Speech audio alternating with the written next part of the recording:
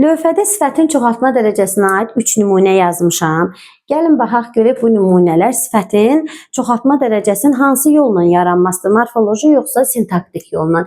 Bilirik ki, morfoloji yolla sifətin çoxaltma dərəcəsini yaradan vasitələrdən biri M, P, R, C ünsürləri vasitəsiyləndir. Bu ünsürlər vasitəsilə çoxaltma dərəcəsini yaradan zaman hər hansı bir sifət götürürük, onun ilk hecasını əvvələ artırıb və uyğun gələn ünsürlərdən hər hansı birini artırırıq. Məsələn, qırmızı sözünü götürək, ilk hecasını əvvələ artırırıq və uyğun gələn ünsürlərdən P uyğun gəlir. P-ni əlavə edirik. Qıpqırmızı. Deməli, sifətin çoxaltma dərəcəsini burada P ünsürü vasitəsilə formalaşdırdıq. İndi gəlin baxaq, dümdüz, dimdik və dümağ sözlərində görək, eyni hal yaşanırmı?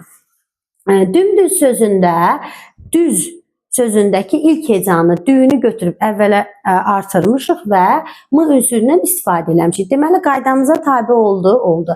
Morfoloji yolla yaranmadır. İkinciyə baxaq. Dik sözündə, dimdikdə, dik, əsas bizim sifətimiz dikdir də. Dik sözündə di hecasını götürüb əvvələ qoymuşuq və M ünsüründən istifadə eləmişik. Dimdik sözündə də morfoloji yolla yaranmadır. İndi dümağa baxaq. Dümağda bizim sifətimiz hansıdır? Ağ. Ağın ilk hecası nədir? Elə ağ özü hecadır da, ilk hecadır. Ağ.